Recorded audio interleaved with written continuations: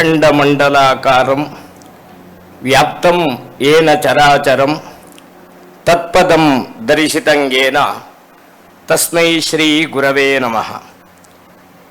ಶ್ರೀ ಭಾರತಸ್ಯ ಸಕಲಸ್ಯ ಭಾಗ್ಯಭೂತೌ ಶ್ರೀ ಭಾರತೀಯ ಜನತಾಕೃತ ಭಾಗಧೇಯೌ ಶ್ರೀ ಕ್ಷೇತ್ರ ಪದ್ಯಾಣ ನಿಲಯೇ ಸುವಿರಾಜಮಾನೌ ಚಕ್ರೇಶ್ವರಿ ಪರಶಿವೌ ಶರಣಂ ಪ್ರಪದ್ಯೆ. ಪರಮೇಶ್ವರಾಯ ದೇವಾಯ ಲಿಂಗರೂಪಾಯತೆ ಶೂಲಿನೇ ಪದ್ಯಾಣ ಕ್ಷಿತಿನಿವಾಸಾಯ ಮಹಲಿಂಗಾಯತೆ ನಮಃ. ಕ್ಷೇತ್ರದ ಆರಾಧ್ಯ ಸಾನ್ನಿಧ್ಯವಾಗಿರುವ ಶ್ರೀ ಮಹಾಲಿಂಗೇಶ್ವರನ ದಿವ್ಯ ಸಾನ್ನಿಧ್ಯಕ್ಕೆ ಭಾರತದ ಶಕ್ತಿ ಸ್ವರೂಪವಾಗಿರುವ ಶ್ರೀಚಕ್ರ ಅಧಿಷ್ಠಾತ್ರ ದೇವತೆಯಾಗಿರುವ ಶ್ರೀ ತ್ರಿಪುರ ಸುಂದರಿ ದೇವಿಯ ಪಾದಪದ್ಮಗಳಿಗೆ ಸಕಲ ವಿಘ್ನಗಳನ್ನು ಪರಿಹರಿಸಿ ನಿರ್ವಿಘ್ನವನ್ನು ಅನುಗ್ರಹಿಸುವ ಶ್ರೀ ಮಹಾಗಣಪತಿಯ ದಿವ್ಯ ಪಾದಾರವಿಂದಗಳಿಗೆ ಈ ಕ್ಷೇತ್ರದ ಕೃಷಿ, ಗೋವು, ಸಕಲ ಭಕ್ತರ ವ್ಯವಹಾರಾದಿಗಳಿಗೆ ಅನುಕೂಲ ಅನುಗ್ರಹವನ್ನು ಮಾಡುತ್ತಾ ಇರುವ ಧೂಮಾವತಿ ಮತ್ತು ಕೊರತಿ ದೈವ ಸಾನ್ನಿಧ್ಯಗಳಿಗೆ ಅಭಿನಮಿಸಿ, ವೇದಿಕೆಯಲ್ಲಿ ವಿರಾಜಮಾನರಾಗಿರುವ ನಮ್ಮೆಲ್ಲರ ಭಾಗಧೇಯ ಸ್ವರೂಪರಾಗಿರುವ ಶ್ರೀಮದ್ ಜಗದ್ಗುರು ಶಂಕರಾಚಾರ್ಯ ಶ್ರೀ ಶ್ರೀ ಸಚ್ಚಿದಾನಂದ ಭಾರತಿ ಮಹಾಸ್ವಾಮಿಗಳವರ ದಿವ್ಯ ಪಾದಾರವಿಂದಗಳಿಗೆ ಅಭಿನಮಿಸಿ, ವೇದಿಕೆಯಲ್ಲಿ ಸಮಾಹಿತರಾಗಿರುವ ಎಲ್ಲ ಗಣ್ಯಾತಿ ಗಣ್ಯರನ್ನು, ಇಲ್ಲಿ ಸಮಾಹಿತರಾಗಿರುವ ಎಲ್ಲ ಸದ್ಭಕ್ತ ಬಾಂಧವರನ್ನು ಗೌರವಪೂರ್ವಕವಾಗಿ ನಮಿಸಿ, ಪದ್ಯಾಣ ಶ್ರೀ ಮಹಾಲಿಂಗೇಶ್ವರ ದೇವರ ಪುನಃ ಪ್ರತಿಷ್ಠಾ ಅಷ್ಟಬಂಧ ಬ್ರಹ್ಮಕಲಶಾಭಿಷೇಕೋತ್ಸವದ ಪ್ರಥಮ ದಿನ ಒಂದೆರಡು ಚಿಂತನೆಗಳನ್ನು ಸಂಘಟಕರ ಅಪೇಕ್ಷೆಯಂತೆ ತಮ್ಮ ಮುಂದೆ ನಿವೇದಿಸಿಕೊಳ್ಳುವ ಒಂದು ಪ್ರಯತ್ನವನ್ನು ಮಾಡುತ್ತೇನೆ. ಇವತ್ತು ಈ ಕ್ಷೇತ್ರ ಪರಮೇಶ್ವರನ ಕ್ಷೇತ್ರ, ಶಿವಾಲಯವಿರುವ ಕ್ಷೇತ್ರ. ಇಲ್ಲಿನ ಸಮಾರಂಭವು ಶಿವ ಪರಿವಾರದ ಒಂದು ಲಕ್ಷಣವಾಗಿದೆ. ದೀಪ ಪ್ರಜ್ವಲನೆ ಮಾಡಿದ ಗುರುದ್ವಯರು, ವಿಶೇಷವಾಗಿ ನಟರಾಜನ ವಿಗ್ರಹವನ್ನು ಅನಾವರಣಗೊಳಿಸಿದ ಎಡನೀರು ಶ್ರೀ ಗುರುಗಳು ನೇರವಾಗಿ ಶಿವನಿಗೆ ಸಂಬಂಧಪಟ್ಟವರು. ಶ್ರೀ ಸುಬ್ರಹ್ಮಣ್ಯ ಶ್ರೀಗಳು ಶಿವಪುತ್ರನಾದ ಸುಬ್ರಹ್ಮಣ್ಯ ಕ್ಷೇತ್ರದವರು. ಶ್ರೀ ಎಡನೀರು ಗುರುಗಳು ಶಿವನ ತಪೋಮೂರ್ತಿಯಾದ ಶ್ರೀ ದಕ್ಷಿಣಾಮೂರ್ತಿಯ ಆರಾಧಕರು. ಈ ನೆಲೆಯಲ್ಲಿ ಶಿವನ ಒಂದು ಪರಿವಾರ ಇಲ್ಲಿ ಸೇರಿದೆ. ಇದು ಸುಧರ್ಮ ಸಭೆ, ಬಿಲ್ವ ಮಂಟಪ, ಶಿವವೇದಿಕೆ ಎಂಬ ಹೆಸರುಗಳಿಂದಲೂ ಇದು ಶಿವ ಸಂಬಂಧವಾಗಿದೆ. ಇವತ್ತಿನ ಸಭೆಯ ಅಧ್ಯಕ್ಷೀಯ ಸ್ಥಾನವನ್ನು ಅಲಂಕರಿಸಿದ ವೇದಮೂರ್ತಿ ಬ್ರಹ್ಮಶ್ರೀ ಮುಗುಳಿತ್ರಿ ಶ್ರೀ ತಿರುಮಲೇಶ್ವರ ಭಟ್ಟರು ಪರಮ ಶಿವಾರಾಧಕರು, ಜೊತೆಗೆ ಶಿವಪುತ್ರನಾದ ಸುಬ್ರಾಯ ದೇವರ ದೇವಸ್ಥಾನದ ಆಡಳಿತ ಮುಕ್ತೇಶ್ವರರು. ಈ ಎಲ್ಲ ನೆಲೆಯಲ್ಲಿ ನೋಡಿದರೆ ಶಿವನ ಪರಿವಾರ ಇಲ್ಲಿ ಸಮಾಹಿತವಾಗಿದೆ. ಜೊತೆಗೆ ಶ್ರೀ ಎಡನೀರು ಗುರುಗಳು ಹೇಳಿದ ಹಾಗೆ ಇವತ್ತು ತ್ರಯೋದಶಿ ಪ್ರದೋಷ, ಸೋಮ ಪ್ರದೋಷ. ಇವತ್ತು ತ್ರಯೋದಶಿ ತಿಥಿಯಂದು ಯಾವ ವಾರ ಸಾಯಂಕಾಲ ತ್ರಯೋದಶಿ ತಿಥಿ ಇರುತ್ತದೆಯೋ ಆ ದಿವಸ ಪ್ರದೋಷ ಅಂತ ಹೆಸರು ಪಡೆದಿದೆ. ಸಾಯಂಕಾಲ ತ್ರಯೋದಶಿ ತಿಥಿ ಇಲ್ಲದೆ ಇದ್ರೆ ವಿಶಿಷ್ಟವಾದ ಪ್ರದೋಷ ಅಂತ ಹೇಳಲ್ಪಡುವುದಿಲ್ಲ. 7 ಪ್ರದೋಷ ಕಾಲಗಳು. ಸೋಮವಾರ ಸಾಯಂಕಾಲ ತ್ರಯೋದಶಿ ಬಂದರೆ ಸೋಮ ಪ್ರದೋಷ, ಮಂಗಳವಾರ ಬಂದರೆ ಮಂಗಳ ಪ್ರದೋಷ, ಬುಧವಾರ ಬಂದರೆ ಬುಧ ಪ್ರದೋಷ, ಗುರುವಾರ ಬಂದರೆ ಗುರು ಪ್ರದೋಷ, ಶುಕ್ರವಾರ ಬಂದರೆ ಶುಕ್ರ ಪ್ರದೋಷ, ಶನಿವಾರ ಬಂದರೆ ಶನಿ ಪ್ರದೋಷ. ಈ ಸಪ್ತ ಪ್ರದೋಷಗಳಲ್ಲಿ ಶನಿ ಪ್ರದೋಷ ಸ್ವಲ್ಪ ಹೆಚ್ಚು ಪ್ರಸಿದ್ಧವಾಗಿದೆ. ಸೋಮ ಪ್ರದೋಷ, ಸೋಮ ಅಂದ್ರು ಈಶ್ವರನ ಅನೇಕ ನಾಮಗಳಲ್ಲಿ ಒಂದು. ಆ ದೃಷ್ಟಿಯಿಂದ ನೋಡಿದ್ರು ಇವತ್ತು ಶಿವನಿಗೆ ಅತ್ಯಂತ ಪ್ರಿಯವಾದಂತಹ ದಿನ. 7 ವಿಧದ ತಾಂಡವ ನಾಟ್ಯಗಳನ್ನು ಪರಮೇಶ್ವರ ಕೈಲಾಸದಲ್ಲಿ ಮಾಡುತ್ತಾನೆ. ಅದು ಮಾಡುವುದು ಪ್ರದೋಷ ಕಾಲಗಳಲ್ಲಿ ಮಾತ್ರ. ಅಂದ್ರೆ ಯಾವ ದಿವಸ ತ್ರಯೋದಶಿ ಸಾಯಂಕಾಲ ಇರುತ್ತದೆಯೋ ಆ ದಿವಸ 7 ರೀತಿಯ ತಾಂಡವ ನಾಟ್ಯವನ್ನು ಈಶ್ವರ ಕೈಲಾಸದಲ್ಲಿ ಮಾಡುತ್ತಾನೆ. ವಿಷ್ಣುವಾದಿ ಸಕಲ ದೇವತೆಗಳು ಆ ತಾಂಡವ ನಾಟ್ಯವನ್ನು ನೋಡುತ್ತಾರೆ ಅಂತ ಪುರಾಣ ಪ್ರಸಿದ್ಧವಾಗಿದೆ. ಆ ರೀತಿಯಲ್ಲಿ ನಾಟ್ಯ ಮತ್ತು ಸಂಗೀತಗಳಿಗೆ ಅಧಿದೇವತೆಯಾಗಿರುವವನು ಪರಮೇಶ್ವರ. ಅವನ ಚಿಹ್ನೆ, ಆರಾಧನೆಗೆ ಪ್ರತೀಕವಾಗಿರುವುದು ಲಿಂಗ. ಅದರಲ್ಲಿ ಮಹತ್ವಪೂರ್ಣವಾದ ಲಿಂಗ ಅಥವಾ ಬೃಹತ್ತಾದ ಲಿಂಗ ಎನ್ನುವ ಅರ್ಥದಲ್ಲಿ ಮಹಲಿಂಗ ಅಥವಾ ಮಹಾಲಿಂಗ ಎನ್ನುವ ಶಬ್ದ ಪುರಾಣಗಳಲ್ಲಿ ಪ್ರಯುಕ್ತವಾಗಿದೆ. ಆ ಮಹಾಲಿಂಗನಿಗೆ ಈಶ್ವರ ಶಬ್ದವನ್ನು ಸೇರಿಸಿ ನಾವು ಮಹಾಲಿಂಗೇಶ್ವರ ಎಂಬ ಶಬ್ದದಿಂದ ಆ ದಿವ್ಯ ಸಾನ್ನಿಧ್ಯವನ್ನು ಕರೆಯುತ್ತೇವೆ. ಈ ಈಶ್ವರನಿಗೂ ನಾಟ್ಯದ ಅಧಿದೇವತೆ, ಸಂಗೀತದ ಅಧಿದೇವತೆಯಾಗಿರುವ ಈಶ್ವರನಿಗೂ ಪದ್ಯಾಣ ಎಂಬ ಶಬ್ದಕ್ಕೂ ನಿಕಟವಾದಂತಹ ಒಂದು ಸಂಬಂಧ ಇದೆ. ಪದ್ಯಾಣ ಎನ್ನುವುದು ಜಾನಪದೀಯವಾಗಿ ಯಾವ ಹಿನ್ನೆಲೆಯಲ್ಲಿ ಬಂದಿದೆ ಅಂತ ಗೊತ್ತಿಲ್ಲ, ಆದರೆ ಅದನ್ನೊಂದು ಸಂಸ್ಕೃತ ಶಬ್ದವನ್ನಾಗಿಸಿ ಅರ್ಥ ಹೇಳುವುದಕ್ಕೆ ಬರುತ್ತದೆ. ಪದ್ಯ ಮತ್ತು ಅಣ, ಪದ್ಯ ಮತ್ತು ಅಣ ಎರಡೂ ಸಂಸ್ಕೃತ ಶಬ್ದಗಳು. ಸವರ್ಣ ದೀರ್ಘ ಸಂಧಿ ಮಾಡಿದರೆ ಪದ್ಯಾಣ ಅಂತ ಆಗ್ತದೆ. ಅಣ ಎಂಬುದು ಶಬ್ದ ಎನ್ನುವ ಅರ್ಥದಲ್ಲಿ ಅಥವಾ ಶಬ್ದಿಸುವುದು, ಶಬ್ದ ಮಾಡುವುದು ಎನ್ನುವ ಅರ್ಥದಲ್ಲಿರುವ ಒಂದು ಶಬ್ದ. ಪದ್ಯಂ ಅಣತೀತಿ ಪದ್ಯಾಣ, ಪದ್ಯವನ್ನು ಹೇಳುವುದು ಅಥವಾ ಪದ್ಯದ ಶಬ್ದಗಳನ್ನು ಕೇಳುವ ಹಾಗೆ ಮಾಡುವುದು ಎನ್ನುವ ಅರ್ಥ ಪದ್ಯಾಣ ಎಂಬ ಶಬ್ದಕ್ಕಿದೆ. ಆ ಹಿನ್ನೆಲೆಯಲ್ಲಿ ನಾದದ ಮೂಲ ದೇವತೆ ಈಶ್ವರ. ಸಂಗೀತ ರತ್ನಾಕರ ಎನ್ನುವ ಸಂಗೀತ ಶಾಸ್ತ್ರ ಗ್ರಂಥ ಇದೆ. ನಿಶಂಕ ಶಾರ್ಂಗದೇವ ಎಂಬುವ ಬರೆದದ್ದು, ಕಾಶ್ಮೀರ ದೇಶದವ. ಅವ ಸಂಗೀತ ರತ್ನಾಕರದ ಪ್ರಾರಂಭದಲ್ಲಿಯೇ ಸ್ತುತಿಸಿದ್ದಾನೆ ಈಶ್ವರನನ್ನು. ಬ್ರಹ್ಮಗ್ರಂಥಿಜ ಮಾರುತಾನುಗತಿನ ಚಿತ್ತೇನ ಹೃತ್ಪಂಕಜೆ ಸೂರೀಣ ಮನುರಂಜಕ ಶ್ರುತಿಪದಂ ಯೋಯಂ ಸ್ವಯಂ ರಾಜತೆ ಯಸ್ಮಾತ್ ಗ್ರಾಮ ವಿಭಾಗ ವರ್ಣ ರಚನಾಲಂಕಾರ ಜಾತಿಕ್ರಮ ಒಂದೇ ನಾದತನುಂ ತಮುದ್ಧುರ ಜಗದ್ಗೀತಂ ಮುದೇ ಶಂಕರಂ. ನಾದದ ಅಧಿದೇವತೆಯಾದಂತಹ ಶಂಕರನನ್ನು ಅತ್ಯಂತ ಸಂತೋಷದಿಂದ ಸ್ತುತಿಸ್ತೇನೆ ಅಂತ ಸಾಮಾನ್ಯವಾದ ಅರ್ಥ. ಆಮೇಲೆ ಆ ಶ್ಲೋಕದಲ್ಲಿ ನಾದದ ಅಭಿವ್ಯಕ್ತಿ ಹೇಗಿದೆ, ಸಂಗೀತದಲ್ಲಿರುವ ಅನೇಕ ಪಾರಿಭಾಷಿಕ ಶಬ್ದಗಳನ್ನು ಉಲ್ಲೇಖಿಸಿದ್ದಾನೆ. ಅದಕ್ಕೆ ದೀರ್ಘವಾದ ವ್ಯಾಖ್ಯಾನವನ್ನು ವ್ಯಾಖ್ಯಾನಕಾರರು ಬರೆದಿದ್ದಾರೆ. ಒಂದರ್ಥದಲ್ಲಿ ಇಡೀ ಸಂಗೀತ ಶಾಸ್ತ್ರವನ್ನು ಒಂದೇ ಶ್ಲೋಕದಲ್ಲಿ ಅವ ಹೇಳಿದ್ದಾನೆ. ಸಂಗೀತ ಅಂದ್ರೆ ಏನು ಅಂತ. ನಮ್ಮಲ್ಲಿ ಏಕಶ್ಲೋಕಿ ಪ್ರಕರಣಗಳು ಅನೇಕ ಇವೆ. ಆ ರೀತಿಯಲ್ಲಿ ಈ ಶ್ಲೋಕ ಇದೆ. ಭರತನ ನಾಟ್ಯಶಾಸ್ತ್ರದಲ್ಲೂ ಶಿವನನ್ನು ಸ್ತುತಿಸಿದ್ದಾರೆ. ಆಂಗಿಕಂ ಭುವನಂ ಯಸ್ಯ ವಾಚಿಕಂ ಸರ್ವವಾಂಗ್ಮಯಂ ಆಹಾರ್ಯಂ ಚಂದ್ರತಾರಾದಿ ತನ್ನು ಮಹಾ ಸಾತ್ವಿಕಂ ಶಿವಂ.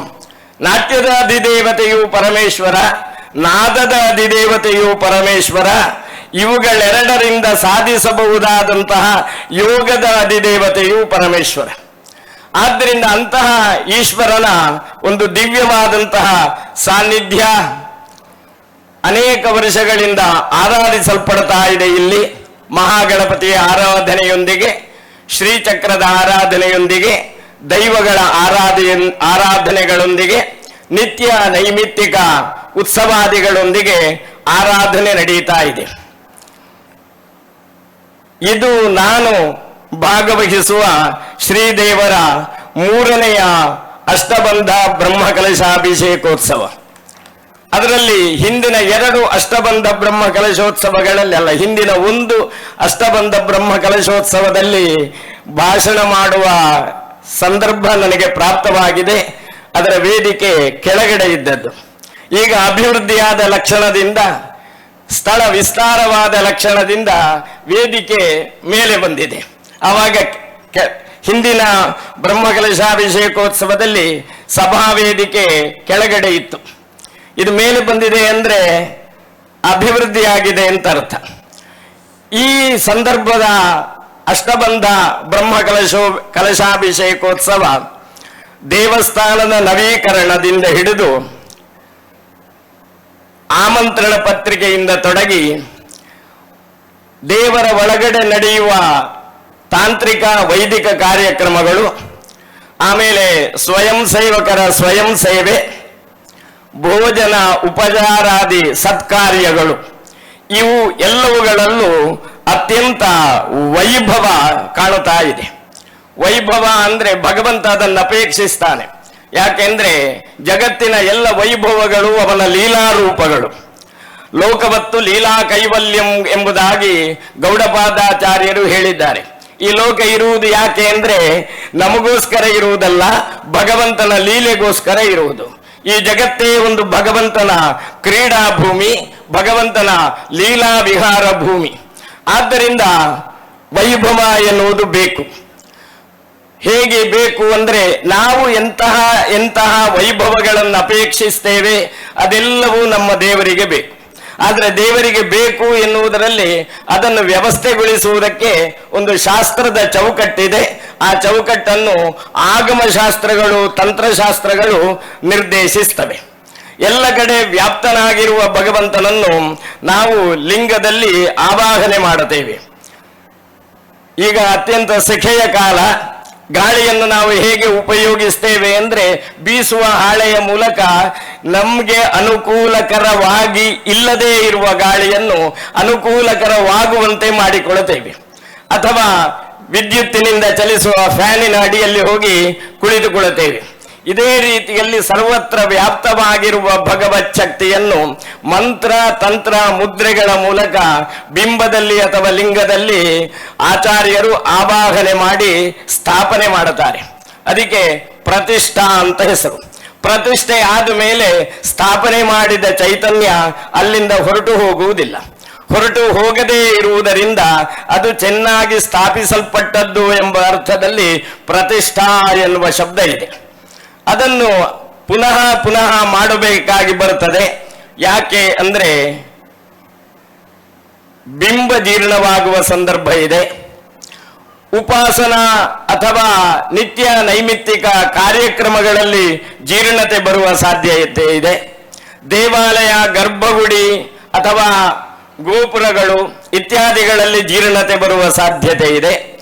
ವ್ಯವಸ್ಥೆಗಳಲ್ಲಿ ಜೀರ್ಣತೆ ಬರುವ ಸಾಧ್ಯತೆ ಇದೆ. ಎಲ್ಲೆಲ್ಲಿ ಜೀರ್ಣತೆ ಬರುತ್ತದೆಯೋ ಅದೆಲ್ಲವನ್ನು ನವೀಕರಿಸಬೇಕು, ಜೀರ್ಣತೆಯನ್ನು ದೂರೀಕರಿಸಬೇಕು.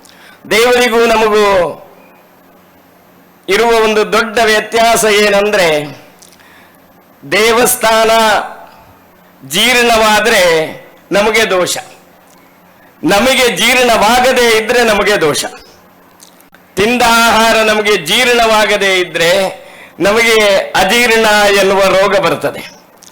ದೇವಾಲಯ ಜೀರ್ಣೋದ್ಧತಿಂ ಸ್ಥಾಪಿತ ಮಂತ್ರ ಬಿಂಬ ಗೃಹಾದಿ ಜೀರ್ತವು ಸಪದೀತಿ ಕುರಿಯಾತ್ ಅಂತ ತಂತ್ರ ಸಮುಚ್ಚಯ ಹೇಳ್ತದೆ.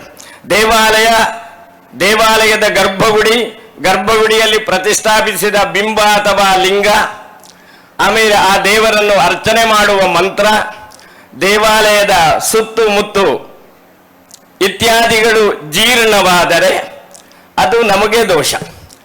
ಅದು ಜೀರ್ಣವಾಗಬಾರದು. ಅದು ಜೀರ್ಣವಾಗದೇ ಇದ್ರೆ ನಮಗೆ ತಿಂದದ್ದು ಜೀರ್ಣವಾಗುತ್ತದೆ. ಅಲ್ಲಿ ಜೀರ್ಣವಾಗದೇ ಇದ್ರೆ ಅಥವಾ ಜೀರ್ಣವಾದದ್ದು ಉದ್ಧಾರ ಆದರೆ ನಮಗೂ ಸ್ವಲ್ಪ ಆರೋಗ್ಯ ಸಿದ್ಧಿಸ್ತದೆ. ಈ ರೀತಿ ಜೀರ್ಣ ಮತ್ತು ಅಜೀರ್ಣದಲ್ಲಿ ದೇವರಿಗೆ ಇರುವ ವ್ಯವಸ್ಥೆಯಲ್ಲಿ ವಿರುದ್ಧವಾದದ್ದು ನಮ್ಮ ಶರೀರದ ವ್ಯವಸ್ಥೆ. ಈ ರೀತಿಯಲ್ಲಿ ನಿರ್ಣಯ ಮಾಡಿದ್ದಾರೆ ಪ್ರಾಚೀನರು. ಪ್ರಸ್ತುತ ದೇವಾಲಯದ ಸುತ್ತಮುತ್ತು, ದೇವಾಲಯದ ಒಳಗಡೆ ಅತ್ಯಂತ ವೈಭವದ ನವೀಕರಣ ನಡೆದಿದೆ. ಜೊತೆಗೆ ವೈಭವದಿಂದ ಆ ದೇವರನ್ನು ಪುನಃ ಪ್ರತಿಷ್ಠಾಪಿಸುವ ಪ್ರಕ್ರಿಯೆ ಆರಂಭ ಆಗಿದೆ. ಭಗವಂತನಿಗೆ ಸ್ಥಾಪಿತವಾದಂತಹ ದೇವಾಲಯ ಸ್ವರೂಪದಲ್ಲಿರುವ ಭಗವಂತನಿಗೆ 12 ವರ್ಷಕ್ಕೊಮ್ಮೆ ಬ್ರಹ್ಮಕಲಶಾಭಿಷೇಕ ಮಾಡಬೇಕು ಅಂತ ಸಂಪ್ರದಾಯ ಇದೆ. ಅಷ್ಟಬಂಧ ಹೋಗಿದ್ರೆ ಅಷ್ಟಬಂಧವನ್ನು ಸರಿ ಮಾಡಿಕೊಳ್ಳಬೇಕು, ಅಷ್ಟಬಂಧ ಹೋಗದೇ ಇದ್ರೆ ಬ್ರಹ್ಮಕಲಶಾಭಿಷೇಕ ಮಾಡಬೇಕು. ಹಾಗೆ ಮಾಡುವ ವಿಧಾನವನ್ನು ನವೀಕರಣ, ಪುನಃ ಪ್ರತಿಷ್ಠಾ, ಅಷ್ಟಬಂಧ, ಬ್ರಹ್ಮಕಲಶಾಭಿಷೇಕ ಎಂಬುದಾಗಿಯೂ, ಜೀರ್ಣೋದ್ಧಾರ, ಪುನಃ ಪ್ರತಿಷ್ಠಾ, ಅಷ್ಟಬಂಧ, ಬ್ರಹ್ಮಕಲಶಾಭಿಷೇಕ ಎಂಬುದಾಗಿಯೂ, ಅಥವಾ ಪುನಃ ಪ್ರತಿಷ್ಠಾ, ಅಷ್ಟಬಂಧ, ಬ್ರಹ್ಮಕಲಶಾಭಿಷೇಕೋತ್ಸವ ಎಂಬುದಾಗಿಯೂ ಬೇರೆ ಬೇರೆ ರೀತಿಯಲ್ಲಿ ಕರೆಯುವ ಸಂಪ್ರದಾಯ ಇದೆ. ಪಾಣಿಪೀಠಕ್ಕೂ ಮತ್ತೆ ಪಾಣಿಪೀಠದಲ್ಲಿ ಪ್ರತಿಷ್ಠಾಪಿಸಲ್ಪಡುವ ವಿಗ್ರಹ ಅಥವಾ ಬಿಂಬ, ಇದು ಜಗತ್ತಿನ ಮೂಲ ತತ್ವದ ಸ್ವರೂಪ. ಈ ಜಗತ್ತನ್ನು ಸ್ತ್ರೀ ಪುರುಷಾತ್ಮಕಂ ಜಗತ್, ಅಗ್ನಿಶೋಮಾತ್ಮಕಂ ಜಗತ್ ಎಂಬುದಾಗಿ ಪ್ರಾಚೀನ ತತ್ವಶಾಸ್ತ್ರ ವಿದರು ಕರೆದಿದ್ದಾರೆ. ಸ್ತ್ರೀ ಪುರುಷಾತ್ಮಕಂ ಜಗತ್ತು ಎಂಬುದು, ಅಗ್ನಿಶೋಮಾತ್ಮಕಂ ಜಗತ್ತು ಎನ್ನುವುದು ಒಂದೇ ಅರ್ಥದಲ್ಲಿರುವ ಎರಡು ವಾಕ್ಯಗಳು. ಈ ಜಗತ್ತು ಸೃಷ್ಟಿಯಾಗಬೇಕಾದ್ರೆ ಸ್ತ್ರೀ ಪುರುಷ ಎಂಬ ಎರಡು ತತ್ವಗಳು ಬೇಕು. ಉಪನಿಷತ್ತಿನಲ್ಲಿ ಒಂದು ಕಡೆ ಇದೆ, ಒಬ್ಬನೇ ಇದ್ದಂತೆ ಒಂದು ಆತ್ಮದ ಸೃಷ್ಟಿಯಾಯಿತು. ಆ ಆತ್ಮ ಸುತ್ತಲೂ ನೋಡಿದಾಗ ಏನು ಕಾಣಲಿಲ್ಲ, ಯಾರೂ ಇಲ್ಲದೆ ಇದ್ದಾಗ ಆ ಆತ್ಮನಿಗೆ ಹೆದರಿಕೆಯಾಯಿತು. ಆ ಹೆದರಿಕೆಯನ್ನು ದೂರ ಮಾಡಿಕೊಳ್ಳಬೇಕು ಎನ್ನುವ ಅಪೇಕ್ಷೆ ಹುಟ್ಟಿತು. ಅದರೊಂದಿಗೆ ಆ ಆತ್ಮ ಒಂದೇ ಇತ್ತು. ಆ ಆತ್ಮಕ್ಕೆ ಯಾವ ಸುಖವೂ ಸಿಗಲಿಲ್ಲ. ಏನಾದ್ರೊಂದು ಸುಖ ಸಿಗಬೇಕಾದ್ರೆ ಇನ್ನೊಂದು ಬೇಕು ಅಂತ ಅಪೇಕ್ಷಿಸಿ ಆ ಆತ್ಮ ಎರಡಾಯಿತು ಅಂತ ಉಪನಿಷತ್ತಿನಲ್ಲಿದೆ. ಏಕಾಕಿ ಒಬ್ಬನೇ ಇದ್ದ, ಏಕಾಕಿ ನರಮತೆ, ಏಕಾಕಿಗೆ ಯಾವ ಸುಖವೂ ಇಲ್ಲ. ಸೋ ಬಿಭೇತ್, ಅವನಿಗೆ ಹೆದರಿಕೆಯಾಯಿತು. ತಸ್ಮಾದೇಕಾಕಿ ಬಿಭೇತಿ, ಆದ್ರಿಂದ ಒಬ್ಬನೇ ಇರುವವನೇ ಹೆದರ್ತಾನೆ. ಇದು ನಮಗೂ ಅನುಭವ ಇದೆ. ಎಂತಹ ಧೈರ್ಯವಂತನಾದ್ರೂ ಅಮಾವಾಸ್ಯೆ ದಿವಸ ಮಧ್ಯರಾತ್ರಿ ಒಬ್ಬನೇ ಹೋಗುವಾಗ ಮನಸ್ಸಿನಲ್ಲಿ ಧೈರ್ಯ ಇದ್ರೂ ಎದೆ ಡಬ ಡಬ ಡಬ ಡಬ ಅಂತ ಹೇಳ್ತಾ ಇರ್ತದೆ. ಅದು ಇನ್ನೊಬ್ಬರಿಗೆ ನನಗೆ ಹೆದರಿಕೆ ಆಗಲಿಲ್ಲ ಅಂತ ಹೇಳುವುದಕ್ಕೆ ಸುಲಭ, ಆದ್ರೆ ಅನುಭವ ಹಾಗೆ ಇರುವುದಿಲ್ಲ. ಅಂತರಂಗ ಹೆದರುತ್ತದೆ, ಅವನು ಹೆದರುವುದಿಲ್ಲ, ಅವನ ಅಂತರಂಗ ಹೆದರುತ್ತದೆ, ಅವನ ಅಂತಃಕರಣಗಳು ಹೆದರಿಕೊಳ್ಳುತ್ತವೆ. ಒಬ್ಬನೇ ಇದ್ರೆ ಹೆದರಿಕೆಯಾಗುವುದು ಸಹಜ. ಅದು ಒಂದು ಮನೋದೌರ್ಬಲ್ಯ ಅಥವಾ ಶಾರೀರ ದೌರ್ಬಲ್ಯ ಏನೂ ಅಲ್ಲ, ಅದು ಸೃಷ್ಟಿಯಲ್ಲೇ ಇರುವಂತಹದ್ದು ಹೆದರಿಕೆ ಅಂತ. ಸೋ ಬಿಭೇತ್ ತಸ್ಮಾದೇಕಾಕಿ ಬಿಭೇತಿ ಸೈವ ನೈವ ರೇಮೆ, ಅವನಿಗೆ ಯಾವ ಸುಖವೂ ಇರಲಿಲ್ಲ. ಆದ್ದರಿಂದ ಅವ ದ್ವಿತೀಯ ಮೈಚ್ಛತೆ, ಇನ್ನೊಂದನ್ನು ಅಪೇಕ್ಷಿಸಿದ. ಇನ್ನೊಂದನ್ನು ಅಪೇಕ್ಷಿಸುವುದು ಏನು ಮಾಡುತ್ತಾನೆ, ಅದೇ ಆತ್ಮವನ್ನು ದ್ವೇಧಾಪಾತಯತ್, ಎರಡು ವಿಭಾಗ ಮಾಡಿದ. ಎರಡು ವಿಭಾಗ ಮಾಡಿದಾಗ ತತಃ ಪತಿಶ್ಚ ಪತ್ನೀಚಾಭವತಾಂ ಎಂಬುದಾಗಿ ಉಪನಿಷತ್ತು ಹೇಳುತ್ತದೆ.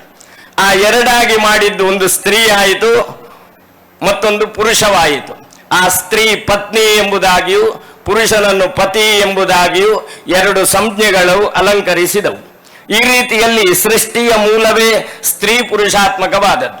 ಅದನ್ನು ದೇವಾಲಯದ ಪ್ರತಿಷ್ಠಾ ವಿಧಾನ ಸೂಚಿಸುತ್ತದೆ. ಪಾಣಿಪೀಠ ಎನ್ನುವುದು ಸ್ತ್ರೀ ಸಂಕೇತ, ಪಾಣಿಪೀಠದ ಮೇಲೆ ಪ್ರತಿಷ್ಠಾಪಿಸುವ ಬಿಂಬ ಅಥವಾ ಲಿಂಗ ಎನ್ನುವುದು ಪುರುಷ ಸಂಕೇತ.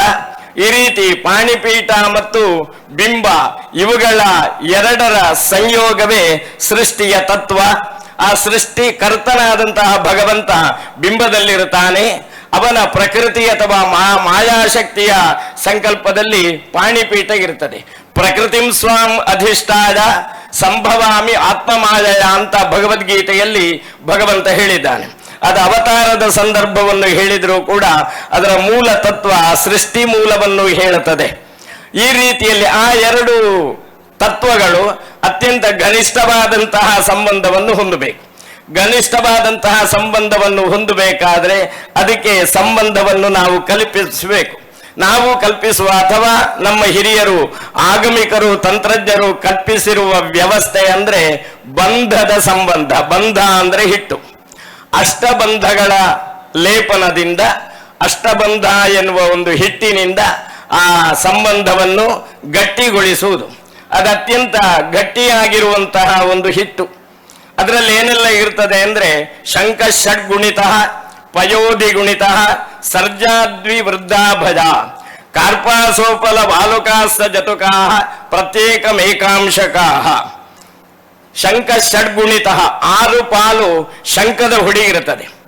ಆಮೇಲೆ ಪಯೋಧಿ ಗುಣಿತ ಸರ್ಜ, ಪಯೋಧಿ ಅಂದ್ರೆ ಸಮುದ್ರ, ಅದು 4 ಎಂಬ ಸಂಖ್ಯೆಯ ಪ್ರತೀಕ. 4 ಭಾಗ ರಾಳದ ಹುಡಿ ಇರ್ತದೆ. ರಾಳದ ಹುಡಿ ಅಂದ್ರೆ ಯಕ್ಷಗಾನದವರಿಗೆ ಅತ್ಯಂತ ಪರಿಚಿತವಾಗಿರುವಂತಹ ಒಂದು ಹುಡಿ, ಅದು ರಾಳದ ಹುಡಿ. ಆಂಗ್ಲ ಭಾಷೆಯಲ್ಲಿ ಅದಕ್ಕೆ ರೆಸಿಮ್ ಎನ್ನುವ ಶಬ್ದ ಇದೆ. ದ್ವಿವೃದ್ಧಾಭಜ, ದ್ವಿವೃದ್ಧಾಭಜ, ಅಭಜ ಅಂದ್ರೆ ಅಣಿಲೆಕಾಯಿ, 2 ಪಾಲು ಅಣಿಲೆಕಾಯಿಯ ಹುಡಿ. ಕಾರ್ಪಾಸೋಪಲ ಬಾಲುಕಾ ಸಜತುಕಾ ಪ್ರತ್ಯೇಕಮೇಕಾಂಶಕಾ, ಹತ್ತಿ ಅದೊಂದು ಪಾಲು, ಉಪಲ ಅಂದ್ರೆ ಕಲ್ಲಿನ ಹುಡಿ 1 ಪಾಲು, ವಾಲುಕ ಅಂದ್ರೆ ಮರಳು ಅದೊಂದು ಪಾಲು, ಜತುಕ ಅಂದ್ರೆ ಅರಗು ಅಥವಾ ಗುಗ್ಗುಳ ಅದೊಂದು ಪಾಲು. ಇಷ್ಟು ಅಳತೆಗೆ ಅನುಸರಿಸಿ ಅದನ್ನು ಎಳ್ಳೆಣ್ಣೆಯಲ್ಲಿ, ಶುದ್ಧವಾದ ಎಳ್ಳೆಣ್ಣೆಯಲ್ಲಿ ಹಿಟ್ಟನ್ನಾಗಿಸಿ ಅದನ್ನು ಪಾಕ ಬರಿಸಬೇಕು. ಅದಕ್ಕೆ ಬಡಿದು ಬಡಿದು ಬಡಿದು ಅದು ಪಾಕ ಬರುತ್ತದೆ. ಅದು ಪಾಕ ಬಂದ ಮೇಲೆ ಈ ಪ್ರತಿಷ್ಠಾಪಿಸಲ್ಪಟ್ಟ ಪಾಣಿಪೀಠದಲ್ಲಿ ಪ್ರತಿಷ್ಠಾಪಿಸಲ್ಪಟ್ಟ ಬಿಂಬ ಮತ್ತು ಪಾಣಿಪೀಠದ ಮಧ್ಯೆ ಏನು ಅವಕಾಶ ಇದೆ, ಆ ಅವಕಾಶದಲ್ಲಿ ಅದರ ಲೇಪನ ಹಾಕ್ತಾರೆ. ಆ ಲೇಪನ ಹಾಕಿದ ಅನಂತರ ಅದಕ್ಕೆ ಹೆಚ್ಚು ಜಲಸ್ಪರ್ಶವಾಗಬಾರದು. ಆದ್ದರಿಂದ ಪ್ರತಿಷ್ಠೆಯ ನಂತರ ಒಂದು ಮಹಾಭಿಷೇಕ ಆದ ಮೇಲೆ 48 ದಿವಸಗಳ ಕಾಲ ಅಭಿಷೇಕ ಇಲ್ಲದೆ ಪೂಜೆ ನಡೆಯುತ್ತದೆ. ಕೇವಲ ಪ್ರೋಕ್ಷಣೆಯಲ್ಲಿ ಪೂಜೆ ನಡೆಯುತ್ತದೆ. ಈ 48 ದಿವಸಗಳ ಕಾಲದಲ್ಲಿ ಆ ಅಷ್ಟಬಂಧ ದೃಢವಾಗುತ್ತದೆ ಎನ್ನುವ ನಿರ್ಣಯದಿಂದ 48ನೆಯ ದಿವಸ ದೃಢ ಕಲಶವನ್ನು ಮಾಡುತ್ತಾರೆ. ಅದು ದೃಢವಾಗಿದೆ ಎನ್ನುವ ಹಿನ್ನೆಲೆಯಲ್ಲಿ ಈ ರೀತಿಯಲ್ಲಿ ಪ್ರಕೃತಿ ಪುರುಷಾತ್ಮಕವಾದಂತಹ ಭಗವಂತನನ್ನು ಅದೇ ರೀತಿಯಲ್ಲಿ ಆರಾಧನೆ ಮಾಡುವುದಕ್ಕೆ ತಂತ್ರ ಮತ್ತು ಆಗಮ ಗ್ರಂಥಗಳು ನಿರ್ದೇಶಿಸಿವೆ. ಆ ರೀತಿಯಲ್ಲಿ ಪುನಃ ಪ್ರತಿಷ್ಠಾ ಬಿಂಬ, ಈ ಕ್ಷೇತ್ರದ ಬಿಂಬ ಅತ್ಯಂತ ದೊಡ್ಡದಿದೆ. ಆದ್ದರಿಂದ ಅದನ್ನು ಪೂರ್ಣ ಹೊರತೆಗೆಯುವುದಕ್ಕಾಗುವುದಿಲ್ಲ, ಗರ್ಭಗುಡಿಯಿಂದ ಹೊರತರುವುದಕ್ಕಾಗುವುದಿಲ್ಲ. ಆದ್ದರಿಂದ ಅಲ್ಲಿಯೇ ಪಂಜರ ವ್ಯವಸ್ಥೆ ಎನ್ನುವ ಒಂದು ವ್ಯವಸ್ಥೆ ಇದೆ. ಪಂಜರ ವ್ಯವಸ್ಥೆಯಲ್ಲಿ ಆ ಬಿಂಬವನ್ನೊಮ್ಮೆ ಎಬ್ಬಿಸಿ ಅನಂತರ ಪುನಃ ಸುಮುಹೂರ್ತಕ್ಕೆ ಪ್ರತಿಷ್ಠಾಪಿಸಿ ಅನಂತರ ಸುದಿನ ಒಂದರಲ್ಲಿ ಮಹಾಭಿಷೇಕ, ಬ್ರಹ್ಮ ಕಲಶಾಭಿಷೇಕವನ್ನು ಮಾಡಿ ಮಹಾಪೂಜೆಯನ್ನು ನೆರವೇರಿಸಿ ಆ ಎಲ್ಲ ಸಂದರ್ಭಗಳನ್ನು ನಾವು ವೀಕ್ಷಿಸಿ ಭಗವಂತನ ಅನುಗ್ರಹಕ್ಕೆ ಪಾತ್ರರಾಗುವುದಕ್ಕೆ ಇರುವಂತಹ ಒಂದು ಮಹದ್ ವ್ಯವಸ್ಥೆ, ಅತ್ಯಂತ ವೈಭವಯುತವಾದಂತಹ ವ್ಯವಸ್ಥೆ. ಅಂತಹ ವ್ಯವಸ್ಥೆ ಈ ಪದ್ಯಾಣದ ಪ್ರದೇಶದಲ್ಲಿ ನಡೀತಾ ಇದೆ. ಈ ಪದ್ಯಾಣದ ಈ ಪ್ರದೇಶದಲ್ಲಿ ನೋಡಿದ್ರೆ ನಮ್ಗೆ ಗೊತ್ತಾಗುತ್ತದೆ, ಎಲ್ಲಿಯೂ ಕಟ್ಟಡಗಳ ಒಂದು ಪ್ರದರ್ಶನ ಇಲ್ಲಿ ಇಲ್ಲ. ಎಲ್ಲ ಕಡೆ ಹಚ್ಚ ಹಸಿರಾದಂತಹ ತೋಟಗಳ ಮಧ್ಯದಲ್ಲಿ, ತೆಂಗು ಕಂಗುಗಳ ಸಿರಿಯ ಮಧ್ಯದಲ್ಲಿ ಈ ದೇವಾಲಯ ಇದೆ. ದೇವಾಲಯವನ್ನು ಎಲ್ಲೆಲ್ಲಿ ನಿರ್ಮಾಣ ಮಾಡಬೇಕು ಎನ್ನುವ ನಿರ್ಣಯವನ್ನು ನೋಡಿದರೆ ತೀರ್ಥಾಂತೆ ತಟಿನಿ ತಟೆ ಜಲನಿಧೇಹೆ ತೀರೆ ಸರಿತ್ ಸಂಗಮೆ ಶೈಲಾಗ್ರೆ ಅದ್ರಿತಟೆ ವನ ಉಪವನಯೋ ಉದ್ಯಾನ ದೇಶೇ ತಥಾ. ಇದೊಂದು ವನದ ಹಾಗೆ ಇದೆ, ಉಪವನದ ಹಾಗಿದೆ, ಇದೊಂದು ಉದ್ಯಾನಗಳ ಸಮೂಹವಾಗಿದೆ. ತೆಂಗಿನ ಉದ್ಯಾನ, ಅಡಿಕೆಯ ಉದ್ಯಾನ, ಆಮೇಲೆ ಬಾಳೆಗಳು ಇತ್ಯಾದಿ ಒಂದು ಹಚ್ಚ ಹಸುರಾದ ವಾತಾವರಣದಲ್ಲಿ ಈ ದೇವಾಲಯ ಇದೆ. ಆದ್ದರಿಂದ ಈ ದೇವಾಲಯವನ್ನು ಸ್ಥಾಪಿಸುವುದಕ್ಕೆ ಆವತ್ತಿನ ಕಾಲದಲ್ಲಿ ಸ್ವೀಕರಿಸಿದ ಸ್ಥಳ ಅದು ಶಾಸ್ತ್ರೀಯವಾದಂತಹ ಒಂದು ಸ್ಥಳವಾಗಿದೆ. ಆ ಶಾಸ್ತ್ರೀಯವಾದಂತಹ ಸ್ಥಳದಲ್ಲಿ ನಾಟ್ಯ ಪ್ರಿಯನು, ಸಂಗೀತ ಪ್ರಿಯನು, ಯೋಗ ಪ್ರಿಯನೂ ಆಗಿರುವ ಜೊತೆಗೆ ಭಜನೆಯಿಂದ ಸಂಪ್ರೀತನೂ ಆಗುತ್ತಿರುವಂತಹ ಮಹಾಲಿಂಗೇಶ್ವರನ ಪುನಃ ಪ್ರತಿಷ್ಠಾ ಅಷ್ಟಬಂಧ ಬ್ರಹ್ಮಕಲಶಾಭಿಷೇಕೋತ್ಸವಗಳಲ್ಲಿ ನಾವೆಲ್ಲ ಭಾಗಿಗಳಾಗಿದ್ದೇವೆ. ನನಗೊಂದು ಅತ್ಯಂತ ಸಂತಸದ ವಿಷಯ ಏನಂದ್ರೆ, ನನ್ನ ತಂದೆಯವರು ಹಿರಣ್ಯ ನಾರಾಯಣ ಭಟ್ಟರು ಬಹು ಸಮಯ ಇಲ್ಲಿ ಅಗತ್ಯ ಇದ್ದಾಗ ಎಲ್ಲ ಬಂದು ದೇವರ ಪೂಜೆಯನ್ನು ಮಾಡ್ತಾ ಇದ್ರು. ಆ ಕಾಲದಲ್ಲಿ ಅವರ ಜೊತೆಗೆ ನಾನೂ ಬರ್ತಾ ಇದ್ದೆ. ಅವರಿಗೂ ಬರ್ಲಿಕ್ಕೆ ಆಗದೇ ಇದ್ದಾಗ ನಾನು ಇಲ್ಲಿ ಪೂಜೆ ಮಾಡಿದ್ದೇನೆ. 2 ವರ್ಷ ಕನ್ಯಾನ ಜೂನಿಯರ್ ಕಾಲೇಜಿಗೆ PUCಗೆ ಹೋಗುವ ಸಂದರ್ಭಗಳಲ್ಲಿ ಹೆಚ್ಚಿನ ದಿನಗಳಲ್ಲಿ ನನ್ನ ವಾಸ ಪದ್ಯಾಣ ತಿರುಮಲೇಶ್ವರ ಭಟ್ಟರ ಮನೆಯೇ ಆಗಿತ್ತು. ಅಷ್ಟು ದಿವಸ ಹೆಚ್ಚಿನ ವಾರಗಳಲ್ಲೆಲ್ಲ ಕನ್ಯಾಣದಿಂದ ಸೀದಾ ಪದ್ಯಾಣಕ್ಕೆ ಬರುವುದು, ದೇವರ ಪೂಜೆ ಮಾಡುವುದು, ಅವರ ಮನೆಯಲ್ಲಿ ಊಟ ಮಾಡುವುದು, ಬೆಳಿಗ್ಗೆ ಕಾಫಿ ಕುಡಿಯುವುದು, ಆಮೇಲೆ ದೇವಸ್ಥಾನದಲ್ಲಿ ಮಲಗಿಕೊಳ್ಳುವುದು, ಓದುವುದಕ್ಕೂ ಹೆಚ್ಚು ಅವಕಾಶ ಇತ್ತು. ಯಾಕೆಂದ್ರೆ ನಮ್ಮ ಮನೆಯಲ್ಲಿ ಆ ಕಾಲದಲ್ಲಿ ಕರೆಂಟ್ ಇರಲಿಲ್ಲ, ಇಲ್ಲಿ ಕರೆಂಟ್ ಇತ್ತು. ಈ ಒಂದು ಅನುಕೂಲವು ಇಲ್ಲಿ ನನಗೆ ದೊರೆತಿತ್ತು. ಆದ್ದರಿಂದ ಅತ್ಯಂತ ಸಂತೋಷದಿಂದ ಆ ದೇವರ ಸೇವೆಯನ್ನು ಮಾಡುವಂತಹ ಒಂದು ಭಾಗ್ಯವನ್ನು ನನಗೆ ಸಂಘಟಕರು ಒದಗಿಸಿದ್ದಾರೆ. ಅದಕ್ಕೆ ಅವರಿಗೆ ನಾನು ಋಣಿಯಾಗಿದ್ದೇನೆ. ಮತ್ತೊಮ್ಮೆ ಆ ಭಗವಂತನ ಅತ್ಯಂತ ವಿಶಿಷ್ಟವಾದ ವೈಭವವಾದಂತಹ ಸಮುಚಿತವಾದಂತಹ ಸಮಾರಂಭ ವೈದಿಕ ತಾಂತ್ರಿಕ ಕಾರ್ಯಕ್ರಮಗಳಲ್ಲಿ ನಾವು ಭಾಗವಹಿಸ್ತಾ ಇದ್ದೇವೆ. ನಮ್ಮ ಭಾಗವಹಿಸುವಿಕೆ ಶ್ರದ್ಧಾ ಭಕ್ತಿಗಳಿಂದ ಕೂಡಿದ್ದು ಆ ಭಗವಂತ ನಮಗೆಲ್ಲರಿಗೂ ಆಯುರಾರೋಗ್ಯ ಭಾಗ್ಯಾದಿ ಸಕಲ ಸೌಭಾಗ್ಯಗಳನ್ನು, ಅವನನ್ನು ಇನ್ನೂ ವೈಭವದಿಂದ ಆರಾಧಿಸುವ ಯೋಗ ಭಾಗ್ಯಗಳನ್ನು ಅನುಗ್ರಹಿಸಿ ಅಂತ ಪ್ರಾರ್ಥಿಸ್ತಾ ನನ್ನ ಮಾತನ್ನು ಮುಗಿಸ್ತೇನೆ. ಶ್ರೀ ಮಹಾಲಿಂಗೇಶ್ವರಾರ್ಪಣಮಸ್ತು. ನಿಖರ ಸುದ್ದಿ, ಸದಭಿರುಚಿಯ ಕಾರ್ಯಕ್ರಮ.